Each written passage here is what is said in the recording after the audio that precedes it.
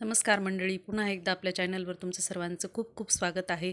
तर आज मी तुमच्यासोबत हिरवं वाटणातली चिकनची रेसिपी शेअर करत आहे. तर इथे मी चिकन स्वच्छ धुवून घेतलेलं आहे. 3 पाव चिकन घेतलेले.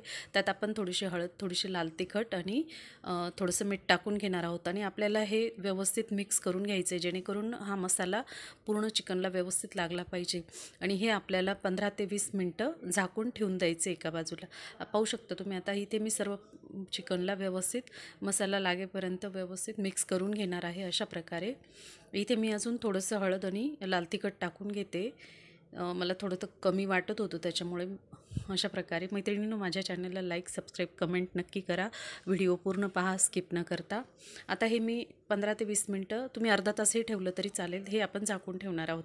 आता हा वाटणाचा मसाला तयार करण्यासाठी इथे मी 5-6 हिरव्या मिरच्या घेतल्या आहे, कांदा भाजून घेतलेला आहे, खोबरं पण भाजून घेतलेलं आहे, आलं लसूण घेतलेलं आहे आणि थोडं कढीपत्ता घेतला आहे, ती कोथिंबीर घेतली आहे. इथे मी वाटण्यासाठी छोटं मिक्सरचं भांडं घेतलेलं आहे. पाहू शकता तुम्ही. सुरुवातीला मी कोथिंबीर टाकून घेते आणि त्यात आपण जे भाजून आणि हिरव्या मिरच्या वगैरे पण भाजून घेतल्या आहे, मी ते सर्व साहित्य आपल्याला एकत्र टाकून चांगलं मिक्सरमध्ये व्यवस्थित फिरून घ्यायचे आणि त्याची बारीक पेस्ट तयार करून घ्यायची.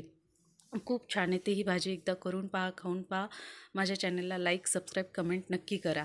अशा प्रकारे आपण हे सर्व जिन्नस टाकून घेतलेले मिक्सरच्या छोट्या भांड्यामध्ये. पाहू शकता. आता इथे मी वाटण तयार करून घेतलेले.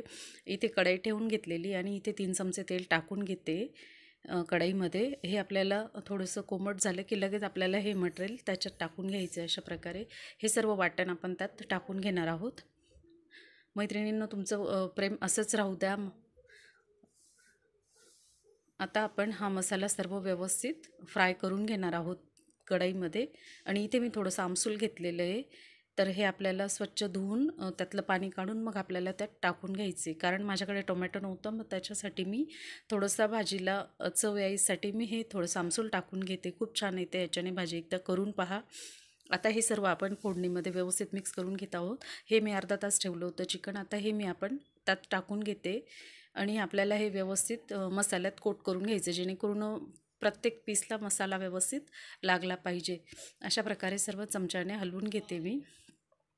आणि हे आपल्याला 1 ते 2 मिनटं झाकून ठेवायचे. पाणी टाकायची घाई करायची नाही, कारण हे तेलामध्ये थोडंसं मुरलं की त्यात मसाला छान मुरतो पूर्ण पीसेसमध्ये. पाहू शकता तुम्ही.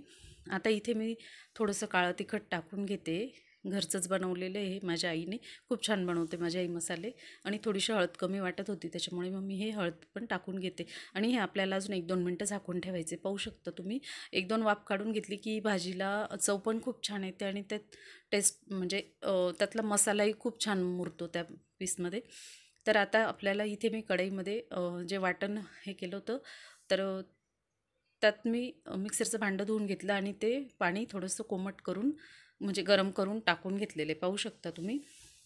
आता आपल्याला ह्याची 1-2 उकळी येऊ द्यायची आहे. हे मी झाकून घेतलेले. अशा प्रकारे पाहू शकता तुम्ही.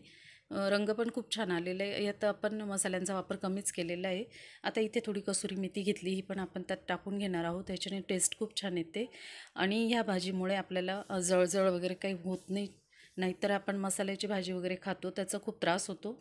अशा प्रकारे आता इथे मी थोडंसं चवीनुसार अजून मीठ टाकून घेते, कारण आपण मीठ आधी टाकलेलं होतं त्याच्यामुळे. पाहू शकता. अशा प्रकारे आपली हिरव्या वाटणातील भाजी तयार आहे. करून पहा.